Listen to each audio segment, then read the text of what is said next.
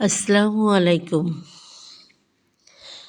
আজ বলবো হজরত আইয়ুব আলাইহিস সালামের পরীক্ষা শুরু।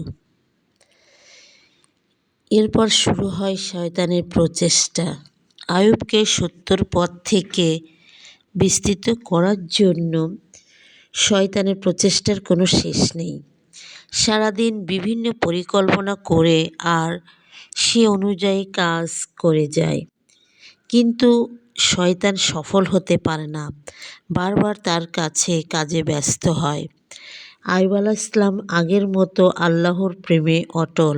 আল্লাহর ভালোবাসা ও ভক্তিতে যার অন্তর পরিপূর্ণ, তাকে গুমরাহ করা কি এত সহজ? শয়তানের প্রচেষ্টার তবুও কোনো শেষ নাই। নিত্য নতুন প্রচেষ্টা চালায়, বের করে অনেক কৌশল। প্রতিদিন নানা প্রকার প্রতারণার কৌশল নিয়ে তিনি হাজির হয় আইয়ুব আলাইহিস সালামের প্রাসাদে। চেষ্টা করে তাকে প্রলোভন দেখিয়ে বিপথগামী করার জন্য, কিন্তু পারে না। ব্যর্থ হয়ে দুঃখ ভরা মন নিয়ে শয়তান ফিরে আসে আইয়ুব আলাইহিস সালামের দরবারে। আবার পরের দিন গিয়ে উপস্থিত হয় আইয়ুব আলাইহিস সালামের গৃহে, যাতে প্রতারণা করতে পারে। আইয়ুব আলাইহিস সালামের প্রাসাদে উপস্থিত হয়ে দেখতে পায় সে একমনে আল্লাহর ইবাদত করছে, অন্যদিকে কোনো মন নেই। এমনভাবে আল্লাহর ধ্যানে মগ্ন সে, পৃথিবীর কথা ভুলে গিয়েছে।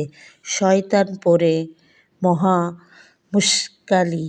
এ অবস্থায় কোনো আর কিছু করা যায় না, তাই বাধ্য হয়ে ফিরে আসতে হয় তাকে। শত প্রচেষ্টার পর শয়তান আইয়ুব আলাইহিস সালামের ধ্যান ভঙ্গ করতে পারে না। আবার নতুন কৌশল নিয়ে বাহির হয় হজরত আইয়ুব আলাইহিস সালামের দরবারে। দেখেন এক মনে আল্লাহর নামের তসবিহ পাঠ করছে। এবার শয়তান আর ঠিক থাকতে পারল না, কেননা যেখানে আল্লাহর নাম উচ্চারণ করা হয়, তার কালাম পাঠ করা হয়, সেখানে শয়তান থাকতে পারে না, তার গায়ে আগুন জ্বলে যায়। তাই শয়তান বেশি সময় আইয়ুব আলাইহিস সালামের দরবারে অবস্থান করতে পারে না। সে ফিরে আসে মনে ব্যথা নিয়ে। শয়তান ভাবনায় পড়ে যায়।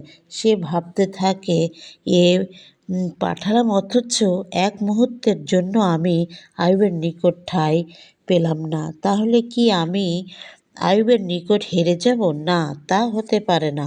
আমি শয়তান, আমার মনে শয়তানি বুদ্ধি আছে। ওই শয়তানি বুদ্ধি দিয়ে আইয়ুবকে পরাজিত করতে হবে।